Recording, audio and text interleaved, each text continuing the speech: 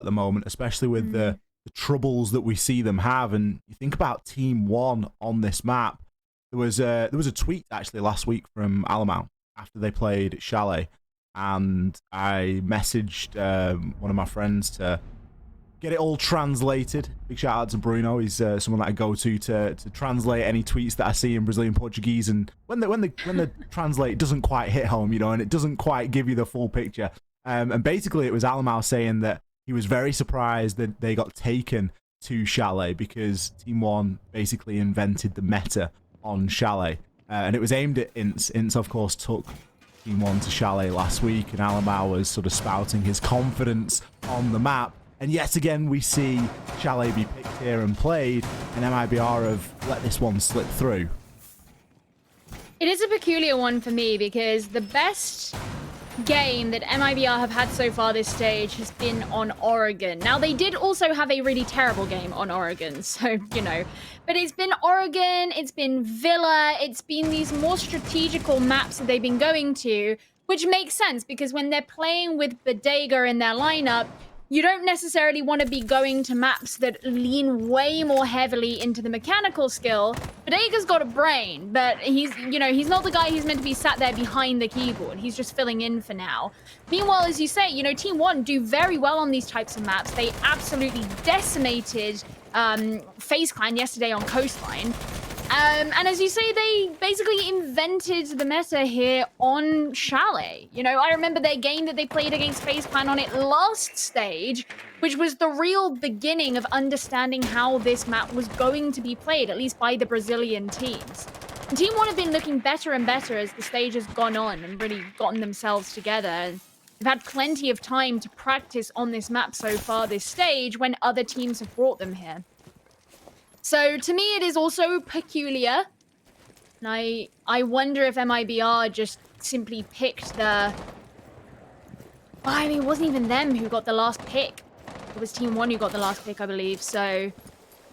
It's one that you'd maybe look to remove a little bit sooner than leave it out to last and try and play chicken with it, especially with how well Team One play. Now, for any keen-eyed viewers amongst the chat, and I'm sure there are plenty, I can actually see that Fleepox is inside of the lobby here. So this has taken us by surprise as well. We have literally speed run into this fixture without having a good look at who's playing and stuff. So we're waiting for a little bit of confirmation onto how Fleepox is actually playing. He's on a controller. He's on a controller. He is going to be on a controller.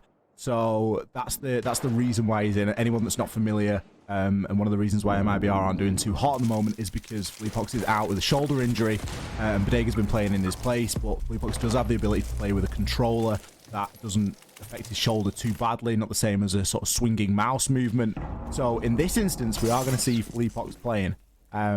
That could be a bit of a difference maker, but still, we're not seeing MIBR run at full strength here, and you've got to wonder and question the quality of scrim that they're able to get when they are dealing with a player that can't necessarily put in that amount of time at that sort of a level. All my talk about Bodega's strengths and weaknesses just to be put in the dirt because Fleepox is in again. It's wild. Come on, MIBR. Crazy. Falls doesn't quite land the kill onto Levy, and in return, Levy is going to be throwing in an E1D, but he does get a nice kill onto Lagonis, who decides to spring forth into office, and I believe that's the diffuser dropped as well, but look at the kills coming in for Team One. They're getting their revenge. Raps, however, hello! Okay, Fleepox adding on. Just Alamau, suddenly everybody seemed to die in the space of about 3 seconds. Couldn't even keep up with it. But the first round does indeed go to MIBR. I really enjoyed Fleepox's face reaction on that. I'm not sure if we're going to get a live action replay of it.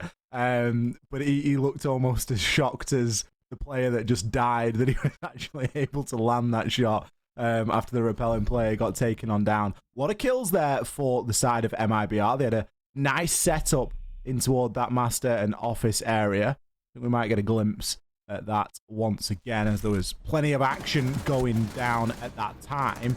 Fouls was, of course, a big player in that regard as well. We do get Fleepox there. You just see the eyes sort of widen a little bit as the kill goes through. It's going to be a big first round for them. And you know, bringing Fleepox back in, regardless of if he's on controller or not, it's got to do a lot for the rest of the side. MIBR aren't a team that are used to this sort of down bad feeling. Don't think of MIBR and think that they're a bottom of the leaderboard team. You're expecting them to be up there, challenging, nipping at the heels, and really causing the big dogs a little bit of trouble. And that's not what we've seen from them inside of Stage 2. The fact that Fleepox is in this game, it really flips every expectation on its head that we have about it. And again, speaks to how important a match this is, given that he is in and playing. It just goes to show how much MIBR want something out of this game. And don't forget that we saw Fleepox stand in with a controller back on Playday number 2, I believe it was as well. And it didn't go quite that well. So I do find it really interesting that they've decided to bring him in once again, because a big discussion we had is, you know, what's more important, consistency and always bringing Bodega, or having your, you know, actual player, but have him, you know, at a disadvantage. And at the time, we kind of thought, yeah, having him in on a controller, it doesn't do enough. It doesn't do enough to make up the issues, because it didn't then. But maybe MIBR have been practicing with it and have actually decided now is the time. So I'm intrigued to see if the rest of the rounds are going to go the way that we did just see from MIBR. I think partially that was handed to them just because of the sheer aggression and the leaping in through windows that Team 1 were going for. I think after they lost, particularly Lagonis carrying the diffuser, a lot of maybe their plans went out the window. Team 1 is still spending a lot of time outside, and for them to have breached in through garage as opposed to focusing on the upstairs as is usual for attacking onto this side. Okay. See you later, Redux. Lagonis landing the shots there, just on the shoulder peak. Still, like you say, a strange place to mount your attack from. But it is going to pressure that library stair, and it's going to be something that MIBR have to try and concern themselves with now, especially if they've invested some utility up into library. It's going to be not to waste, but it maybe isn't exactly where it needs to be. Team 1 were very cheeky when we saw them play this map last week against Inns. They were regularly getting themselves in and trying to get a quick plant down. So we're not seeing that same sort of aggression or confidence from Team 1 here, as they're aware that MIBR are a slightly different beast, but still, smokes are going to be cutting off that window into games. A lot of players from the side of MIBR stacking up there, looking like they're getting ready to hop on through. 30 seconds remain. One Toxic Babe canister in the hands of Files that will be thrown out, so give it 10, maybe 15, and we might start to see a push come on in here. Flying E1D is going to ring on through as the players do start to drop and pressure in onto the side, but it's going to be Files again to step up. Lukid, he's going to be able to cover that cross as well. Team 1 getting decimated. The diffuser cold. Alamau, he knows there's a player inside of stock, but why, oh why would anybody peek at this stage? Files, 2 seconds left. I suppose it is forgivable. Lukid doesn't even let the time run things out. He's out for all the frags. This one's personal. MIBR take 2 rounds in a row. Very interesting. Team 1, who decided to go for a slightly different approach on their attack, didn't end up working out too hot for them. And it was also intriguing because Fleepox was up on the mezzanine. You know, he was in charge of guarding library, but there wasn't a ton of pressure applied onto library because Team 1's entire approach didn't really depend on it in the way that the typical attack onto bar would, because there's so much more of a focus on the upstairs if you're going for that more standard, more meta way. But this time, Team 1 all kind of stacked up outside of games itself, tried to come in through the window. I think they gave MIBR kind of enough warning to know what it was they were going for. They could react very well to it. They had the bodies downstairs. An interesting one. There's got to come a time where Team 1 need to start getting rounds on the board on attack if they're going to be successful here on Chalet. It's a map that is famed for its attacker opportunity. Some would go as far as to say that it is attacker-sided in a very defensive-sided meta that would kind of indicate that you need to be successful on a good couple of your attacking rounds here. So far, Team 1 just going for kind of unusual approaches. I'd like to see something a little bit more default from them here when they're attacking onto kitchen. Take control of that top floor, working to get the wall open, into kitchen. Maybe try and get a plant down, but that just hasn't really been a mainstay focus from Team 1. They've often been going for these sort of slightly off-meta pushes. And so far, it's hurt them quite a bit. Neither of the rounds have been particularly close. They've both been quite low on time. We really need to see something a little bit different here. Just going to be using the X-Kairos to get rid of the Surya gates as they drone downstairs from the trophy side. A lot of teams, when attacking onto kitchen, will go in from the office dining side of things, open up both of those walls. Not Team 1, going in from the north side. With the X-Kairos placed as well onto the mirror window, they should be able to open that up. Provide pressure onto anyone who may be upstairs, but it's Raps to open up with the first kill onto Neskin.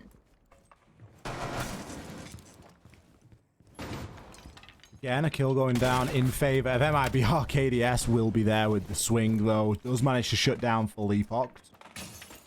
Maybe Mirror out of the picture, so a C4 gone as well.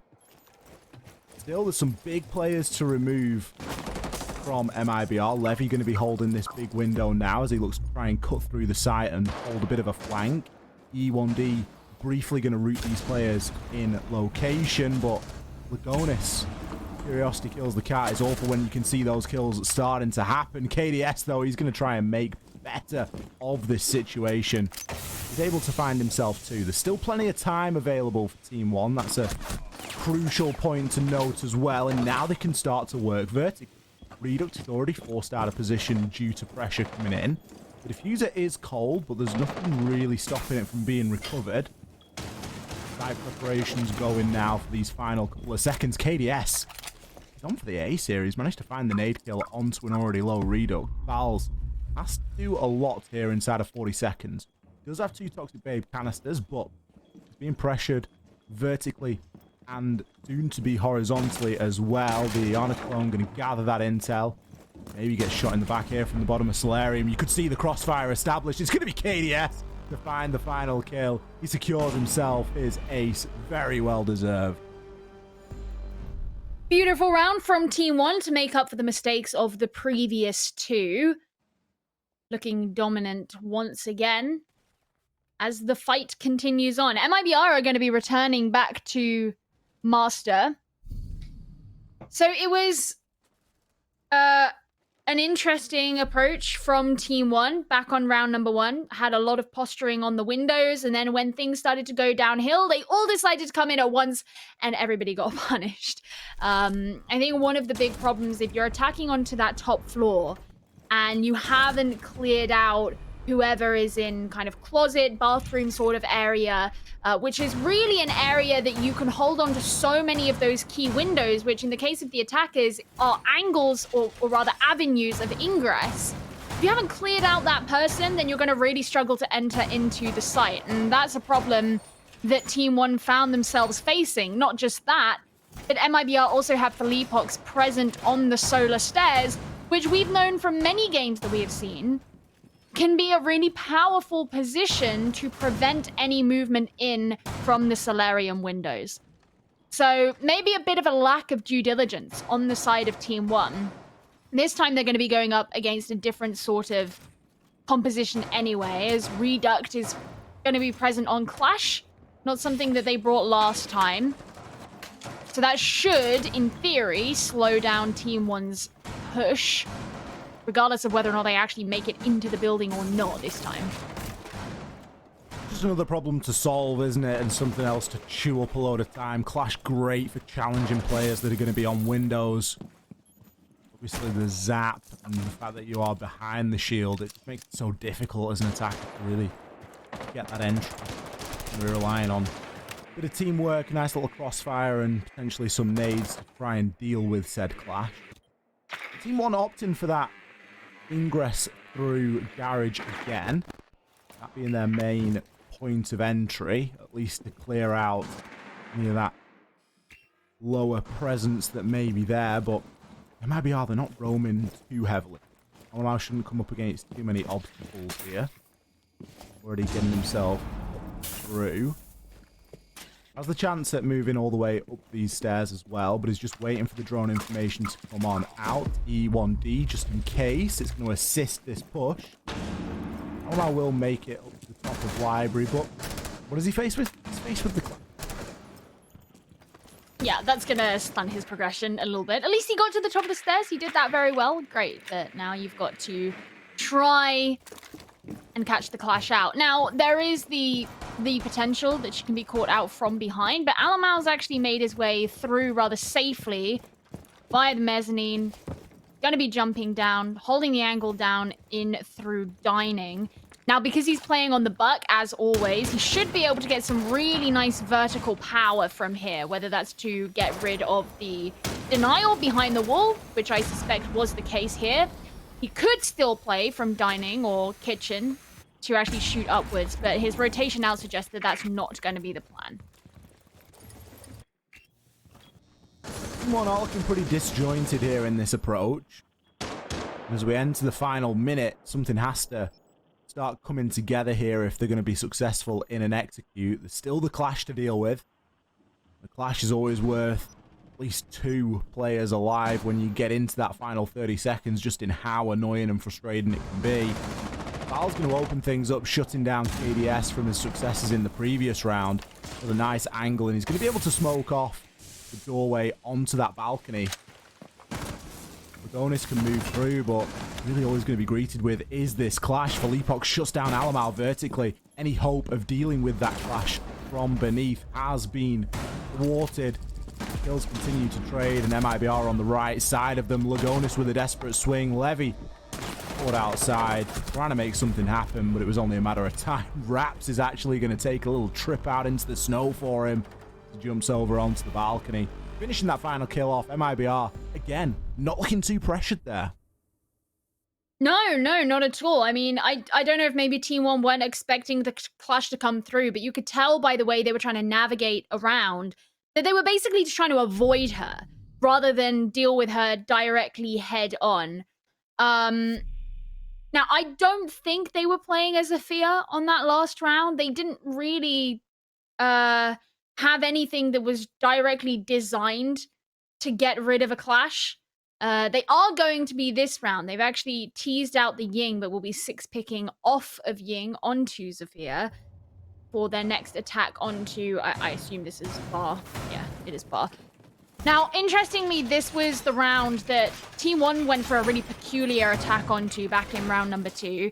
They didn't go for your standard coming in through the top floor. In fact, the first thing that they did was breach onto Snowmobile to try and pressure down through there, where MIBR did in fact have a defender. So it makes sense that they wanted to go on the clear, but after that they focused on the first floor. They didn't really touch the top floor that much. I want to see how much Team 1's approach is going to change for this attack, because what it was that they tried in round 2 simply did not work. Team 1 have to come up with something a little bit different. I don't think they can afford to try and rely on that same strategy. Already Neskin looks to be pressuring into that library. Levy, is he going to get himself up onto the rappel? Please do. We like to see good library control, then worked on down. In the meantime, just going to be holding the line into the site, seeing if he can catch anybody out on a rotation. Still with a bit of a bit of preparation going on upstairs. He's going to be pretty well situated to try and hold on from inside of master bedroom and office area. And hold that angle onto the library stairs. I don't think the MIBR are playing the classic shield at the top of library, which is quite popular when defending here, as those library stairs are just key linchpin in the entire defense. As soon as you lose control of that, usually that you've lost the entirety of the top floor. I guess we'll see. Oh, it is there. The classic. I like that, you know, Team 1, they took the time to drone down through the bottom floor to ensure there isn't that same roam going on as there was previously. And I don't think anybody was down there. So now we just want to look for some of this top floor pressure. Lagonis is getting on the rappel to try and hold into library. And you can see Levy on the other side. So this is something that they kind of lacked last time. Alamau jumping straight in to come in from the other side.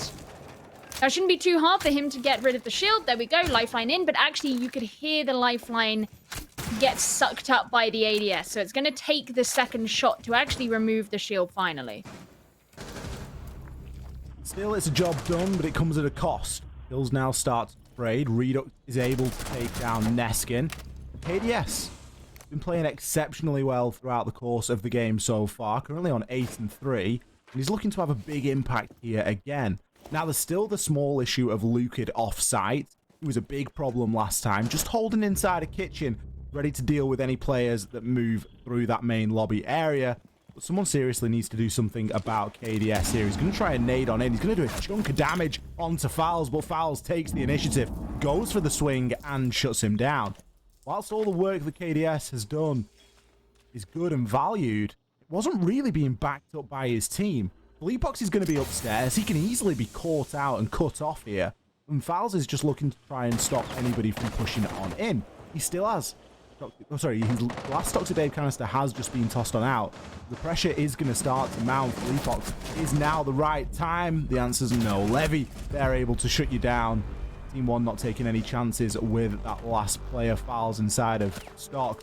He's going to get swung at the same time. One from either side. Nice little pinch. And it's something there for Team 1 to take home. That could have gone either way, though, because I really agree with the point that you're making about KDS's kills not necessarily being followed up. And one of the concerns that I had after he went down was that there wasn't really any utility that could be used to pressure onto Fowls in backstore from afar. But the fact that Team 1 actually brought down his one teammate, it meant that they were unimpeded in being able to just fully go in from both sides of the room and actually aggress onto him in person. But that was a nice improvement from what we saw in round number 2. Team 1 getting closer to evening things out. They just need to take this next round and they will be entering into the half at 3-3. Kitchen was the first site that they won. KDS, if you remember, got a nice cheeky ace.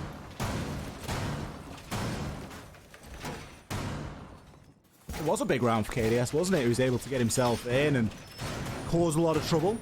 He's been a big impact player for the side of Team 1 recently. I'm not sure if they've changed roles around it. It seems like they've not in terms of the operators that people are playing, but I'm not sure if he's just being enabled a little bit more. Certainly is coming up with a bunch of kills. Going to need a big performance from him here again, as he is currently kill lead. You look at someone like Neskin, who I guess maybe isn't quite performing second entry, but he's certainly in the realm of flex, especially if you're playing on Sledge. You're going to want to see some value out of those nades. Currently sitting at 0 kills. You're going to want a bit of value out of that. I didn't even notice the 0 kills, man. Yeah, that's not... Like, Neskin has his days. But he certainly has... He's actually been caught out by Fleetbox a couple of times as well, which has made me laugh a little bit inside, just because you never want to be the guy... You never want to be the guy who's being caught out by the guy on the controller. That's what I'm trying to say.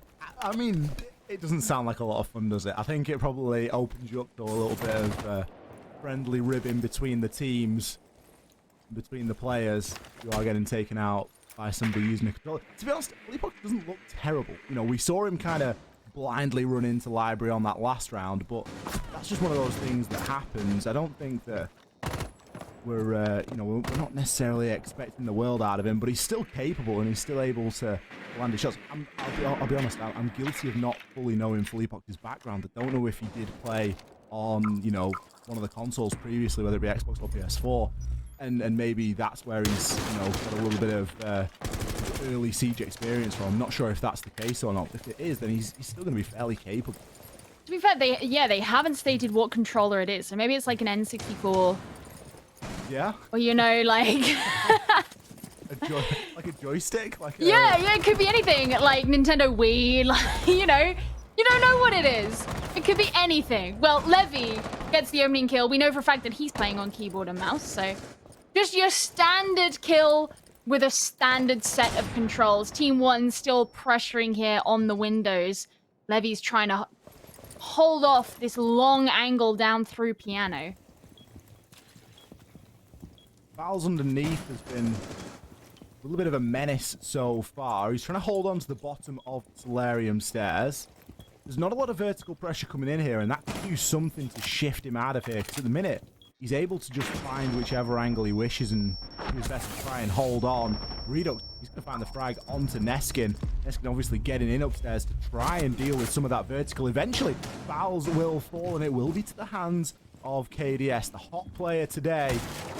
He stormed his way on into the site, and they've got full site control here. I'm not sure if MIBR are fully aware of this. But they can now try and work this as a defense on the actual site, with still vertical angles being held that have just been entirely ignored. Lukin has a chance, and he will take it. Manages to cut down Levy. The big problem is that that plant is ticking on down. Still, there's vertical angles to work with. There's not a great deal of time remaining here for Lukin and for Leapox to really make something significant happen.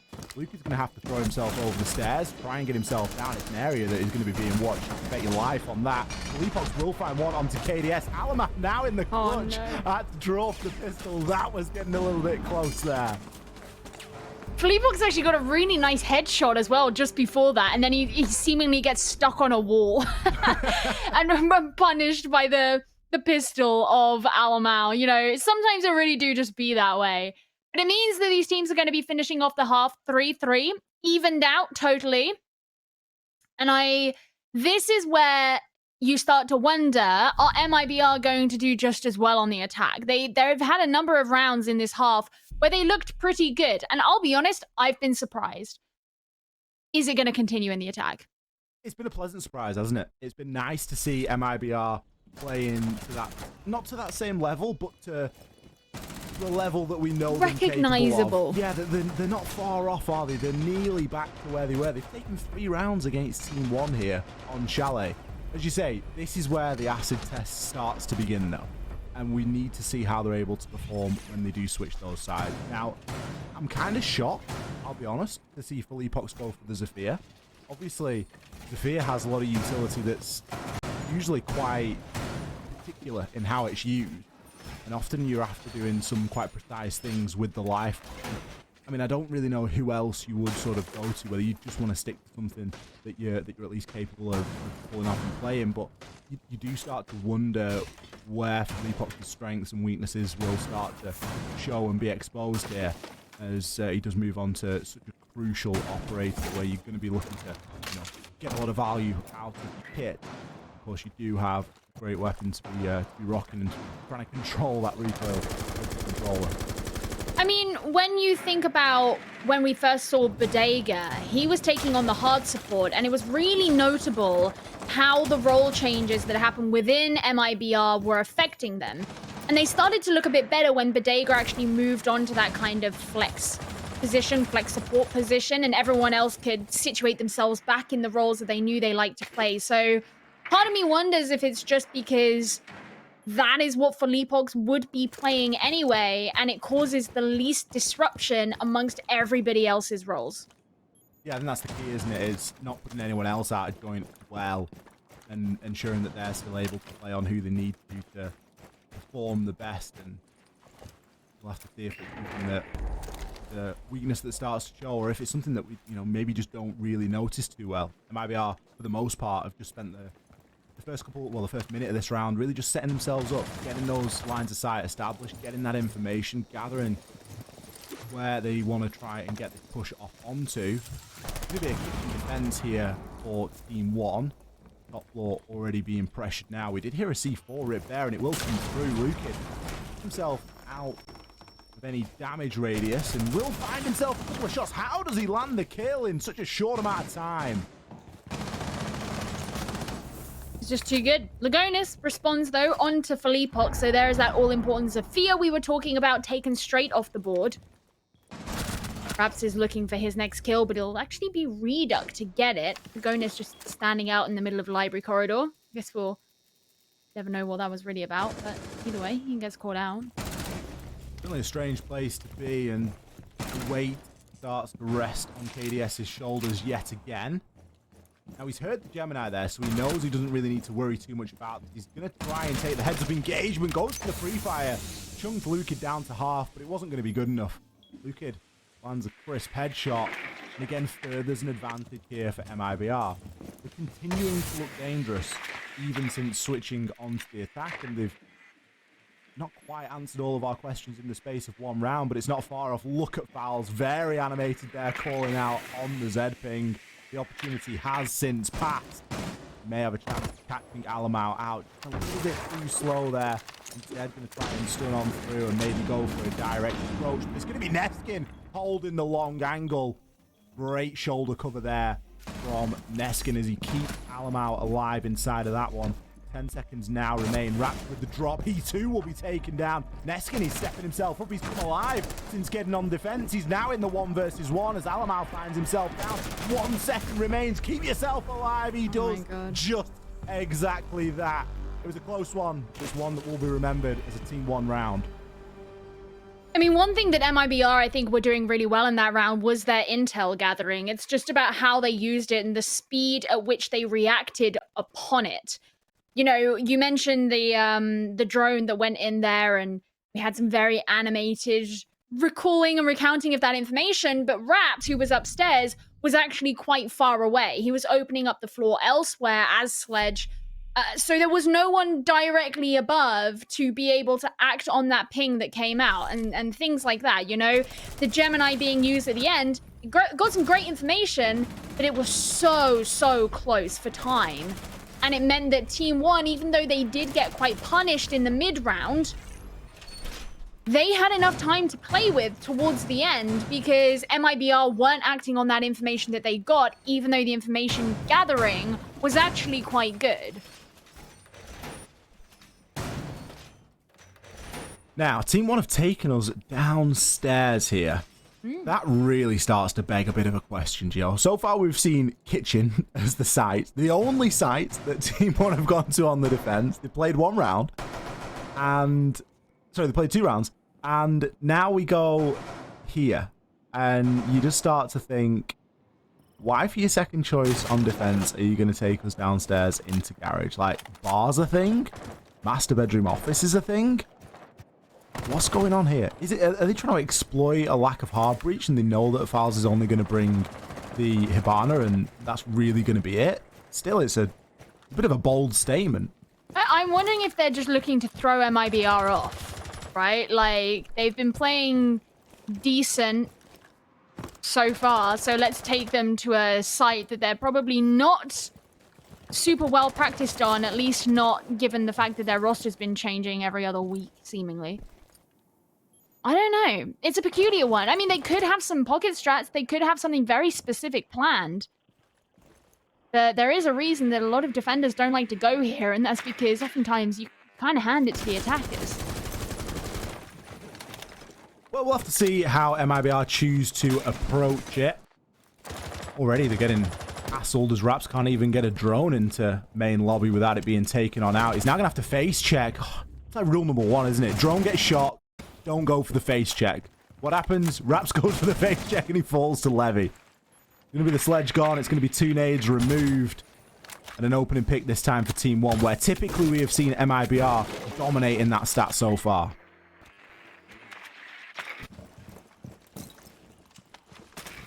Well, more drones to come out, check down these staircases. They can see the electrification on the wall. Of course, there are 2 sets of potentially reinforced walls that guard around Wine, so they want to check both. That's going to send KDS back into the site.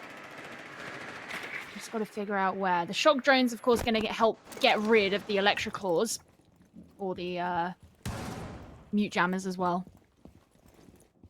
Gives MIBR more of a chance to actually get those walls open, which you can hear happening in the background. Nice kill from Redux, and Felipox knows that they're being followed, so Neskin's the next to fall. Team 1 really trying to go for the roam and flank around, but it just doesn't seem to be working. Well, Levy on the roam will find himself 1 back. Team 1 looking to pressure pretty much from every which way. Not only have they got players flat pushing into kitchen, but they've also still got Levy out there on the roam upstairs. KDS trying to keep a hold of site now, along with Lagonis. 25 seconds. A lot of work yet to do. Still Fowls in a position to try and move on through. Levy will be taken on down there, and that's got to be the green light for a push onto the site. Now you know that you're not going to be getting flanked. KDS and Lagonis, they've got a lot to do here. They can try and go for a bit of a rotation. There's going to be a gunfight that they have to try and come out with. KDS finds himself one. He's got to find himself a second. He's going to need to find all three here if he's to be successful. KDS steps up in a big way, but it is not enough. Fowls, he was able to sneak the plan down. He was able to play the ring around the rosy. MIBR, take it. It's just so hard. That room is so big, you know, and once it's been infiltrated, it's very hard to regain control of that, especially if you're on your own. And you have to have some kind of defense that's set up on both sides. But like Snow itself wasn't really touched. It was Wine that was very much the focus for MIBR. It was an attempt from Team 1, maybe to try and throw them off the scent. Whatever it was, it didn't work. So back to a more standard site of Bar, where Team 1 are going to be heading. Frost, I like the Frost. Frost is a good pick on this site, in my opinion. I mean, especially when you don't have a smoke, so you're going to need the shield anyway. But there are some good Pogmac placements for this site. Really are. Frost's a great pickup on Chalet, regardless, I think, of site. Bar is probably the best one. But for me, just all the windows. There's nothing more satisfying than the clunk of a bear trap. So, let's see if it catches anyone on the side of MIBR out. Team 1 are constantly that team that, when I'm watching them play, I'm always thinking that they could be so great, but sometimes they just do some really strange things. Like in that previous round, Alamau and Neskin going for like a really awkwardly timed mid, not even like kind of mid-round, not quite mid-round, but a flank onto kitchen, where both of them die. Yeah. And you're like, dude, it comes down to 1 versus 1 in the site. Like, just... It's like what Alamau was saying. Unplug your keyboard. Sorry, not Alamau. Cameraman. Cameraman. Unplug that keyboard and just sit inside of the site. That's honestly, sometimes it's the best thing that you can do. Because you just go out and get yourself caught in some sort of trouble. And that's what I feel like Team 1 do tend to find more often than not, is that trouble when they're out there on their own, really trying to force things to make them happen. And now they've just lost that lead that they had, and they're leveled back up again at 4 rounds apiece. They can be a very high-risk, high-reward team. And that was something that I really felt at the start of this stage especially, is that they were doing it too much and there was not enough of a return on investment of the crazy things that they were trying to pull out. Then they started to tie it together a bit more throughout the middle of this stage, and now in this game, they're looking somewhat more like they're falling into those habits. Still, though, the opening kill is yet to be taken, which I think is a bit unusual for this series so far.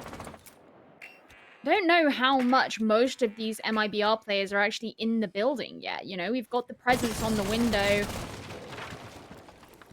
and some pressure, I think, being applied to every floor. Yeah. The thing is, for MIBR, it's not a bad idea to just sit and wait and see what happens. You know, see if Team 1 get impatient and, you know, maybe you'll just be gifted a kill on a plate. That's seemingly a possibility at the moment with the way that Team 1 are conducting themselves and the way that they're playing. Redux isn't going to get caught out by that frost map, but he will be allowed access into the walk-in. Alamau is going to fall. It's going to be quite a site-focused push here. Alamau could be in a position to be revived, but one stray foot is all it takes. Redux able to shut him down. It is traded. Leapox will fall on the Zafir. Now, Redux has kind of cuts himself off there as he's going to have to exit through his own smoke. Lagonis trying to fight his way from this supply room. He's going to be able to keep hold of the site for a little bit longer as well. This is where your lack of setup and the lack of vertical control is really going to come to hurt you, because Team 1 are in positions now where you don't really need to move for example, dealing with that player inside of stock is going to be very difficult throughout the remainder of these 15 seconds. Lukid, though, upstairs is going to find maybe a little bit of an entry. Along with Fowls, he could look to push in from this north side. Still, Lagonis inside of stock, but no, he's going to be taken out as Lukid comes in with the swing. Now the plank can be attempted. There's nothing really in the terms of denial aside from one C4, which will come out from Levy. Beautifully timed. Not a lot of time really for anything else to happen, as I think a push through could have been cut down there by MIBR. It was nice that those last two players did decide to drop together so they could try and provide that sort of trade potential. When they got the kill, what was it, Lukid and Fowls?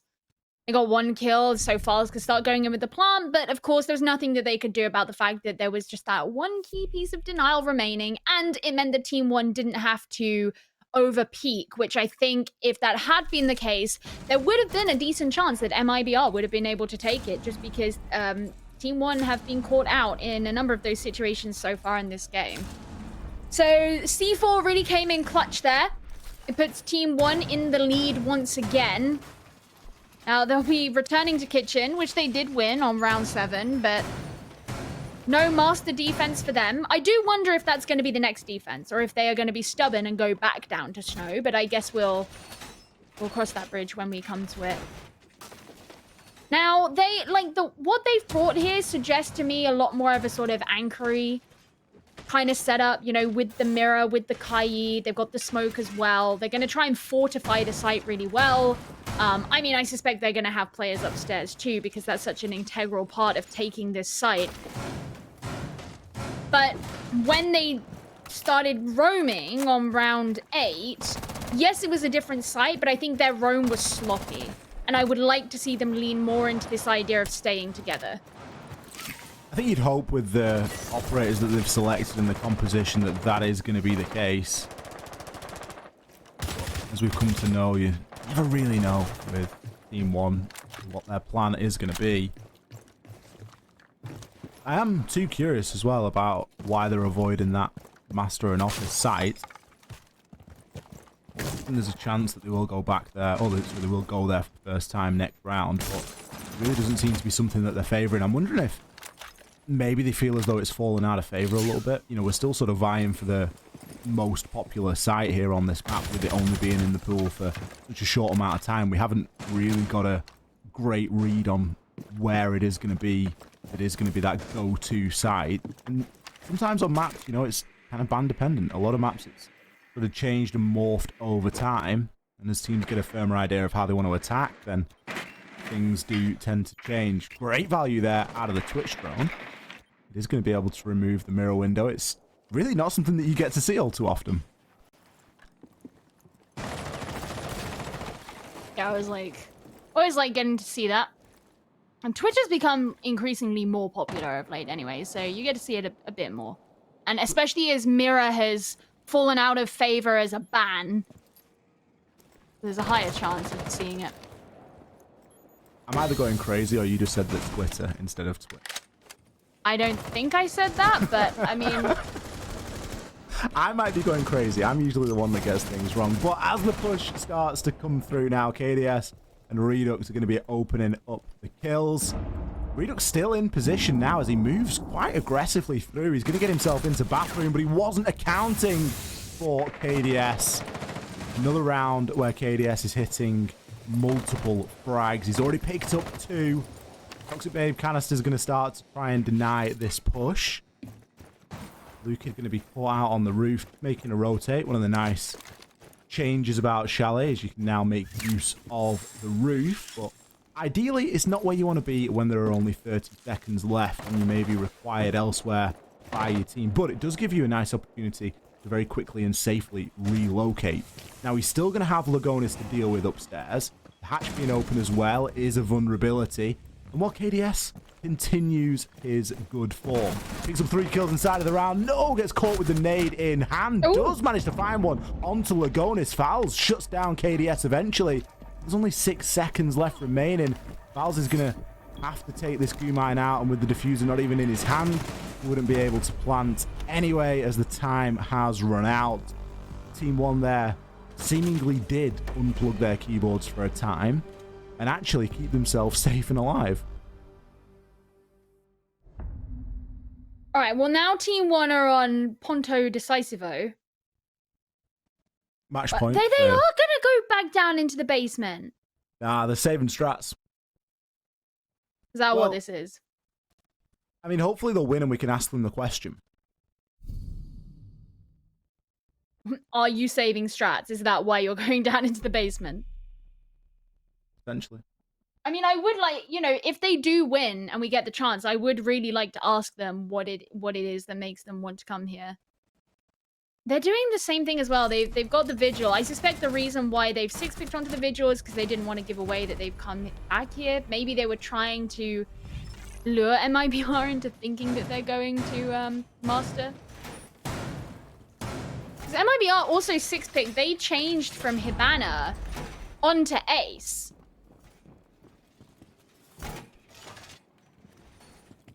Yeah, strange. Maybe Fowles is just not feeling the Hibana. I don't want to play with you anymore.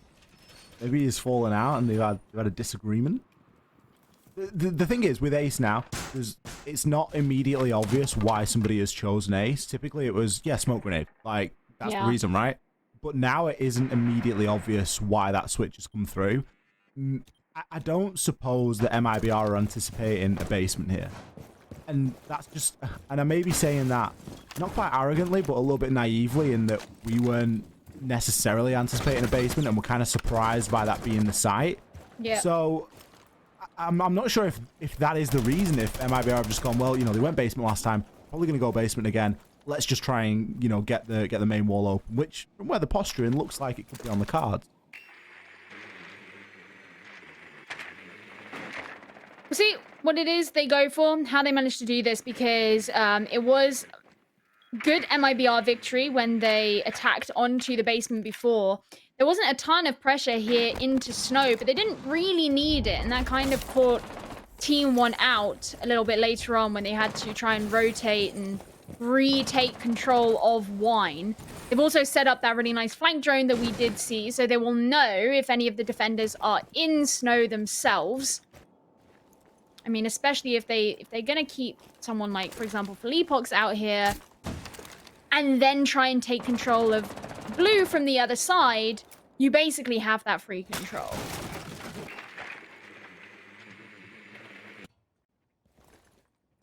Redux is going to be looking to try and make something happen through Trench. Maybe, just maybe, calling for the wall to be open now. As you hear the Selmas go on out. Valves is going to deploy that utility.